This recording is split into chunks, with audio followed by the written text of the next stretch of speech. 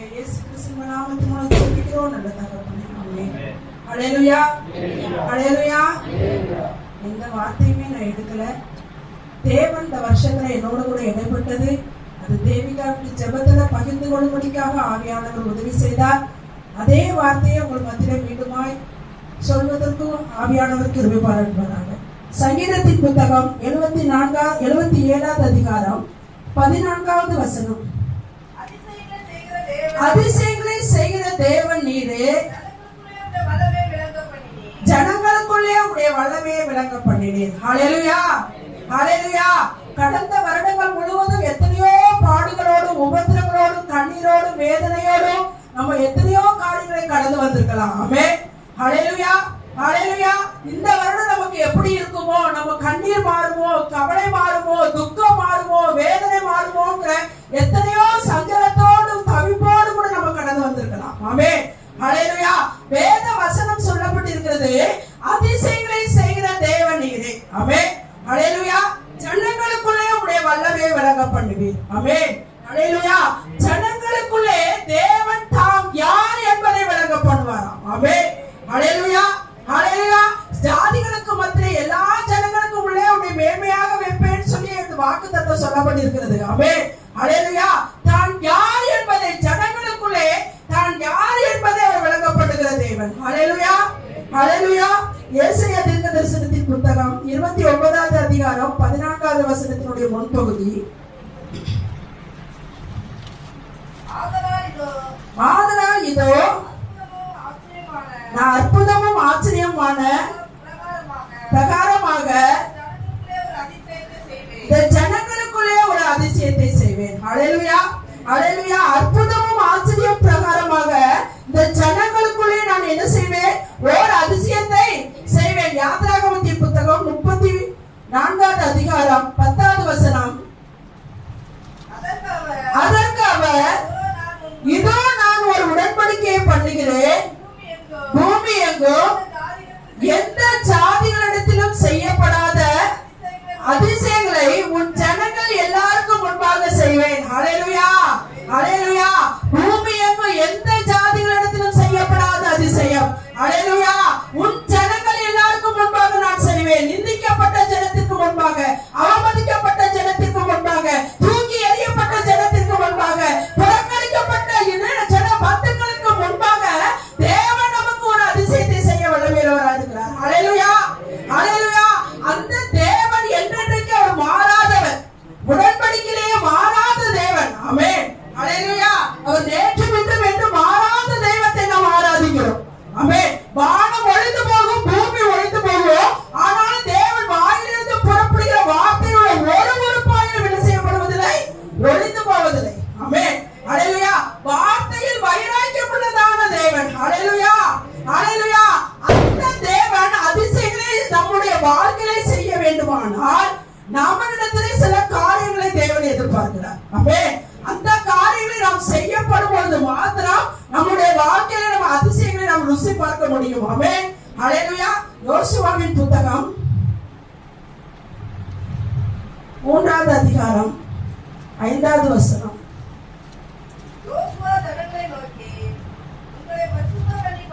யோசுவா ஜனங்களை நோக்கி உங்களை பரிசுத்தம் பண்ணிக் கொள்ளுங்கள், நாளைக்கு கர்த்தர் உங்கள் நடுவிலே அற்புதங்களை செய்வார். ஹல்லேலூயா. சும்மா ஆண்டவர் நம்முடைய வாழ்க்கையில அதிசயங்களை செய்கிற தேவன் அல்ல. ஆமென். ஹல்லேலூயா. அவர் வாக்கு கொடுத்தவர், வாக்கு மாறாத தேவன். எப்பொழுது நம்முடைய வாழ்க்கையில அவர் அதிசயங்களை செய்வார் என்றால், நம்மளை பரிசுத்தம் பண்ணி கொள்ளப்படும் பொழுது அவர் அதிசயங்களை செய்ய வல்லவராக இருக்கிறார். ஹல்லேலூயா. ஹல்லேலூயா.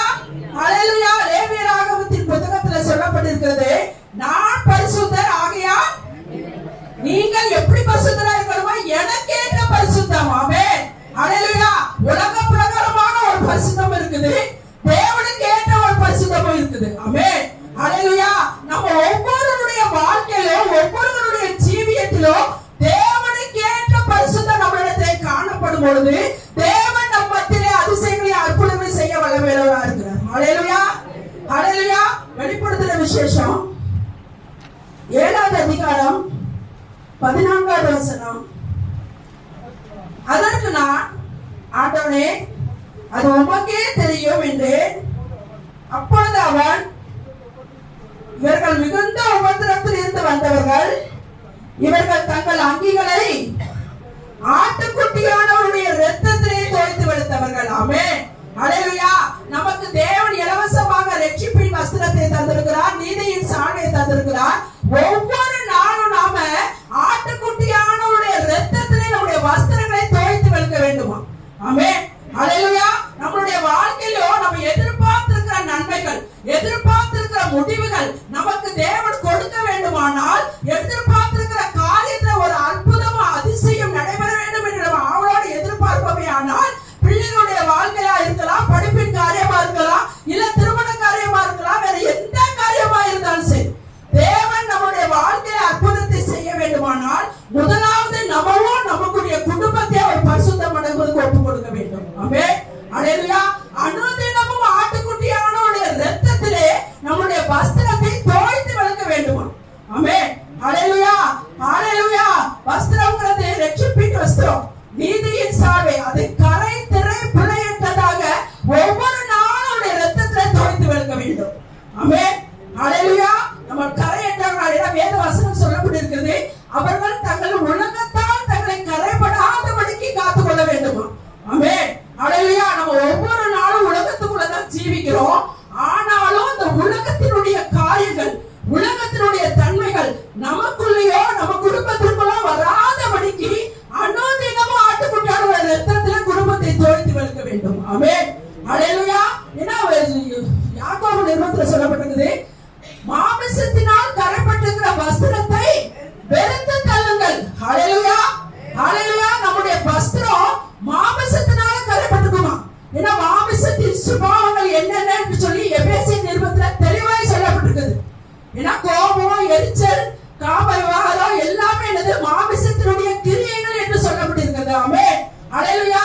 அந்த கிரியைகள் நம்முடைய வாழ்க்கையில தினமும் காணப்படுமானால் நம்மளுடைய வஸ்திரம் தேவன் நமக்கு இலவசமாய் கொடுத்ததான ரட்சிப்பின் வஸ்திரம், தேவன் நமக்கு கொடுத்ததான நீதியின் சால்வை கரைபட்டு போய்விடும். ஆமென், ஹல்லேலூயா.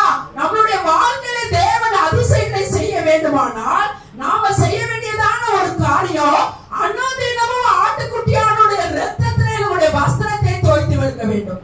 ஆமென், ஹல்லேலூயா. வஸ்திரத்தை தோய்த்து வெளுக்கப்படும் பொழுது நம்மளுக்கு தேவன் நமக்கு வாழ்க்கையில அதிசயங்களை செய்ய வல்லமை உள்ளவராக இருக்கிறார். ஹல்லேலூயா. இரண்டாவது,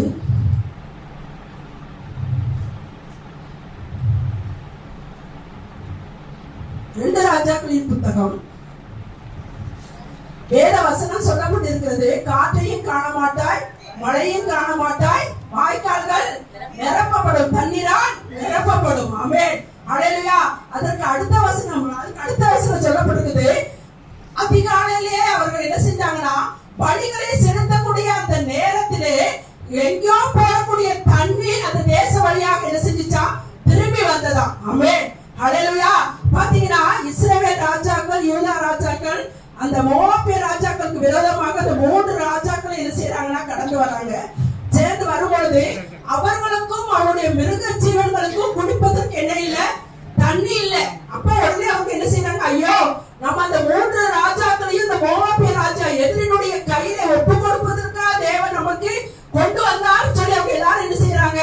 கண்ணீர் வடிக்கிறாங்க. வடிச்சு கேட்கும்போது யோசபாத் சொல்றாரு, அந்த எளிய தீர்க்கதரிசி யோசபாத் முகத்தை பார்த்ததுனால நான் சொல்றேன்னு சொல்லிட்டு, நீ காற்றையும் காண மாட்டாய், மழையும் காண மாட்டாய், வாய்க்கால்கள் தண்ணீரால் நிரப்பப்படும். ஆமென், ஹல்லேலூயா.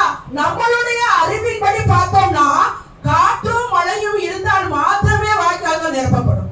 ஆமென், ஹல்லேலூயா. ஆனா வேத வசனம் என்ன சொல்லிருக்கு? நீ காற்றையும் பார்க்க மாட்டேன், மழையும் பார்க்க மாட்டேன், ஆனா வாய்க்கால்கள் தண்ணீரால் நிரப்பப்படும். அப்ப நம்மளுடைய வாழ்க்கையில அதிசயத்தை தேவன் செய்ய வேண்டுமானால், அற்புதத்தை நம்முடைய வாழ்க்கையில ருசி பார்க்க வேண்டுமானால், தேவனுடைய வார்த்தையை அப்படியே விசுவாசிச்சு மூளை அறிவுக்கு இடம் கொடாமல், சுய புத்தியுமே சாயாமல், சுய புத்திக்கு இடம் கொடாமல் அப்படியே விசுவாசித்து அதிகாலையில உற்சாக பலிகளை செலுத்தப்படும் நேரத்திலே அந்த அதிசயத்தை நம் கண்ணாலே பார்க்க முடியும். ஆமென், ஹல்லேலூயா. முதலாவது நம்மளுடைய வாழ்க்கையில ஒவ்வொரு அவயத்தையும் ஒவ்வொன்றையும் நம்ம பரிசுத்தம் பண்ணப்படும் பொழுது நம்முடைய வாழ்க்கையில அற்புதத்தை பார்க்க முடியும். இரண்டாவது, நம்முடைய வாழ்க்கையில எப்பொழுது அதிசயத்தை அற்புதத்தை பார்க்க முடியுமானால் தேவனுடைய வார்த்தை நமக்கு நேராக கடந்து வரும். நான் உன்னை சகல ஜனங்களை பார்க்கிலும் மேன்மையாக வைப்பேன் சொல்லி தேவ வார்த்தை நமக்கு நேராக கடந்து வரும். ஆமென், ஹல்லேலூயா. ஆனா அந்த வார்த்தையை அப்படியே விசுவாசிக்கணும். சூழ்நிலைகள் நேர ஆப்போசிட்டா இருக்கலாம். அந்த இடத்துல நம்மளுடைய மூளை அறிவை நம்ம யூஸ் பண்ணோமே ஆனால் நம்மளுடைய வாழ்க்கையில அற்புதத்தை அதிசயத்தை நம்ம என்ன செய்ய முடியாது, ருசி பார்க்க முடியாமல் போய்விடும். ஆமென், ஹல்லேலூயா. 2 ராஜாக்களின் புத்தகம் 7வது அதிகாரத்துல பாத்தீங்கன்னா அந்த தேசத்துல பஞ்சம் மிகவும் கொடிதா இருந்ததாம். அப்ப கொடிதா இருக்கும்போது அங்க விசாரிக்கிறாங்க, ஐயோ இந்த பஞ்சம் எப்ப மாறும், இந்த பஞ்சம் மாறதுக்கு என்ன செய்யணும்னு சொல்லி. அப்ப எலிசா திட்டமும் தெளிவாக அவர் தீர்க்கதரிசன வார்த்தை கடந்து வருகிறது. நாளைய தினத்திலே இந்நேரத்திலே 1 மரக்கால் கோதுமை மாவு 1 சேக்கலுக்கும் 2 மரக்கால் வார் கோதுமை 1 சேக்கலுக்கும் விற்கப்படும் என்று கர்த்தர் சொல்கிறான் என்றார். அப்பொழுது ராஜாக்கு கைலாகு கொடுக்கிற பிரதானி தேவனுடைய மனுஷனுக்கு பிரதியுத்தரமாக, இதோ கர்த்தர் வானத்தின் மதகுகளை திறந்தாலும் இப்படி நடக்குமா என்று தன்னுடைய மூளை அறிவை அவன் யூஸ் பண்ணான். அப்போ உடனே கர்த்தருடைய வார்த்தை உண்டானுச்சு. என்ன வார்த்தை என்று பார்த்தனா, அதற்கு அவர் உன் கண்களினாலே நீ அதை பார்ப்பாய், ஆனாலும் அதிலே நீ சாப்பிட மாட்டாய் என்றார். ஹல்லேலூயா, ஹல்லேலூயா. அவனுடைய வாழ்க்கையில அற்புதத்தை அதிசயத்தை இப்படி நடக்கும்னு சொல்லும் பொழுது அவன் சந்தேகப்பட்டான். தன்னுடைய மூளை அறிவை அவன் யூஸ் பண்ணான். ஆமென், ஹல்லேலூயா. உடனே தேவ வார்த்தை வந்தது, நீ அதை பார்ப்பவே தவிர நீ அதை சாப்பிட மாட்டாய். ஆமென், ஹல்லேலூயா, ஹல்லேலூயா. நம்மளுடைய வாழ்க்கையிலும் தேவன் எந்த காரியத்திலே அற்புதம் வேண்டும் என்று எதிர்பார்க்கிறோமோ அந்த காரியத்திலே தேவனுடைய வார்த்தையை அப்படியே விசுவாசிக்கணும். ஆமென், ஹல்லேலூயா. அதுல எவ்வளவு நம்ம என்ன செய்யக்கூடாது, சந்தேகப்படவே கூடாது. அந்த இடத்துல உண்மையாவே பார்த்தா மூளை அறிவின்படி வானத்தின் மதகுகள் திறந்தா கூட அந்த தேவைகள் சந்திக்கப்பட முடியாதுதான். ஆனா சொல்லுகிறது யார், கர்த்தர். ஹல்லேலூயா. வானத்தின் பூமியிலும் சகல அதிகாரம் படைத்த தேவன் வாக்கு கொடுக்கிறார். ஆமென், ஹல்லேலூயா. அதை நம்ம அப்படியே ஏற்றுக்கொள்வோமே ஆனால், மூளை அறிவை உபயோகப்படுத்தாம அதை அப்படியே விசுவாசிப்போமே ஆனால் நம்மளுடைய வாழ்க்கையில அதிசயத்தை அற்புதத்தை நம்ம ருசி பார்க்க முடியும். ஆமென், ஹல்லேலூயா, ஹல்லேலூயா. அப்போ தேவ வார்த்தை கடந்து வரும் பொழுது நம்மளுக்கு நேர ஆப்போசிட்டா தான் எல்லாமே இருக்கும். அதை நம்ம மூளை அறிவின்படி நம்ம என்ன செய்யக்கூடாது, கணக்கு போட்டு பார்க்க கூடாது. ஆமென், ஹல்லேலூயா. சகரியா எலிசபெத் 2 பேருமே பாத்தீங்கன்னா குற்றமற்ற ஒரு தம்பதிகள். கர்த்தருடைய கட்டளையின்படியும் கற்பனையின்படியும் உண்மையும் உத்தமமாய் வாழ்ந்ததான ஒரு தம்பதியினர். ஆமென், ஹல்லேலூயா. ஆனா அந்த தம்பதியினருக்கு ஒரு குழந்தை இல்ல. தேவ சமூகத்துல நெடுநாளா விண்ணப்பம் பண்ணிட்டே இருக்கிறாங்க. இப்போ அவர் வயசாயிட்டு, வயசானதுக்கு அப்புறம் சூழ்நிலைகள் மாறிட்டு, வயசாயிட்டு. அப்போ உடனே இப்போ ஒரு ஆசாரிய முறைமையின்படி அந்த தேவ சமூகத்துல ஊழியம் செய்யும்படிக்காக சீட்டை பெற்று அவன் ஊழியம் செய்து கொண்டிருக்கிறார்.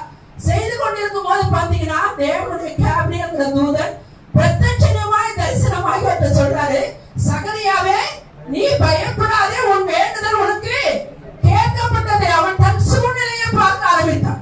ஆமென், ஹல்லேலூயா, ஹல்லேலூயா. இது எப்படி ஆகும், இது எப்படி நடக்கும், என்ன வயசாயிட்டேன், என்னுடைய வயசு ரொம்ப போயிட்டு தன்னுடைய சூழ்நிலையை அவன் பார்த்தான். ஆமென், ஹல்லேலூயா.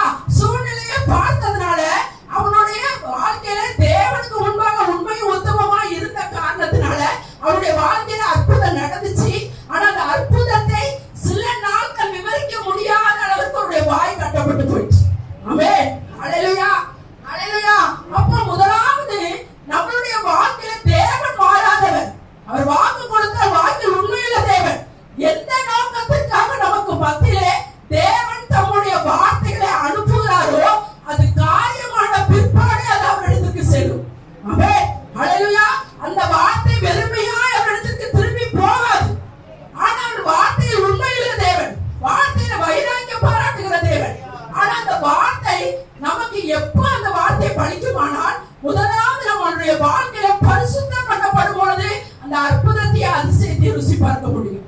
இரண்டாவது, தேவன் தம்முடைய வார்த்தை நம் மத்தியிலே அனுப்பும் பொழுது மூளை அறிவை யூஸ் பண்ணாம, சூழ்நிலைகளை பாராம, கர்த்தருடைய வார்த்தையை அப்படியே நாம் ஏற்றுக்கொள்ளும் பொழுது, அப்படியே விசுவாசிக்கும் பொழுது நம்மளுடைய வாழ்க்கையில அற்புதத்தை அதிசயத்தை நாம் ருசி பார்க்க முடியும்.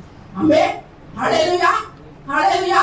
அதனால நம்ம ஆண்டவருடைய சமூகத்துல ஒவ்வொரு நாளும் ஜெபம் பண்ணுவோம். ஆண்டவரே, என்ன வெளிப்படுத்தின விசேஷத்துல சொல்லப்பட்டிருக்கு, இவர்கள் யார் என்று கேட்கும் பொழுது ஆட்டுக்குட்டியான இரத்தத்தினாலும் சாட்சியின் வசனத்தினாலும் அவனை ஜெயித்தார்கள்.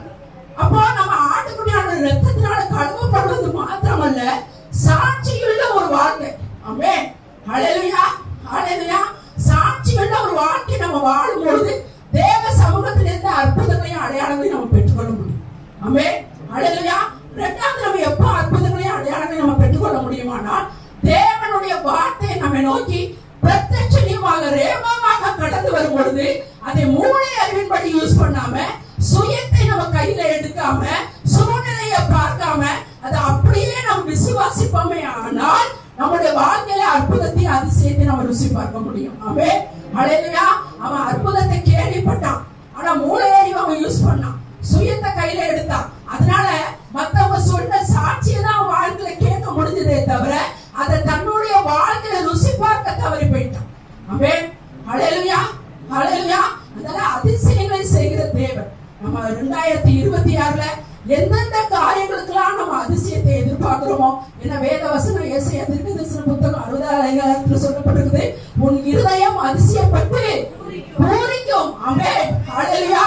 நம்ம புதிய வருடத்துல நம்ம எந்த காரியத்துல அற்புதத்தை எதிர்பார்க்கிறோமோ, குடும்பத்தினுடைய ரட்சிப்பா இருக்கலாம், கணவனுடைய ரட்சிப்பா இருக்கலாம், மனைவியுடைய ரட்சிப்பா இருக்கலாம், வேலையின் காரியமா இருக்கலாம், தொழில் காரியமா இருக்கலாம், இல்ல வேற எந்த காரியமா இருந்தாலும் சரி, எந்த காரியத்துல நம்ம அதிசயத்தை அற்புதத்தை நம்ம எதிர்பார்க்கிறோமோ அந்த காரியத்தை ஆண்டவர்கிட்ட சொல்லி, ஆண்டவரே நீர் அதிசயங்களை செய்கிற தேவன்ப்பா, நீர் என்னுடைய வாழ்க்கையில ஆண்டவரே அதிசயங்களை செய்கிற தேவனப்பா, பிள்ளைகளுடைய காரியத்துல நீர் அதிசயங்களை செய்கிற தேவனப்பா, படிப்பின் காரியத்துல நீர் அதிசயங்களை செய்கிற தேவனப்பா, சரீரத்துல வியாதிப்பட்டு கிடக்கலாம், ஆண்டவரே இந்த சரீரத்தை உயிர்ப்பிப்பது, இந்த சரீரத்தை சுகமாக்குவது, இந்த சரீரத்துல ஒரு அதிசயங்களை செய்கிற தேவன் நீர் ஆண்டவரே, நான் அப்படியே நான் விசுவாசிக்கிறப்பா, அதிசயத்தை நீங்க செய்ய சொல்லும் பொழுது இந்த புதிய வருடத்துல நம்ம ஒவ்வொருவருடைய இதயத்தையும் தேவன் அதிசயப்பட்டு முடிக்கும்படிக்கான காரியங்களை செய்வாராங்க. கர்த்தர் தாமே இந்த வார்த்தைகளை ஆசீர்வதிப்பாராங்க.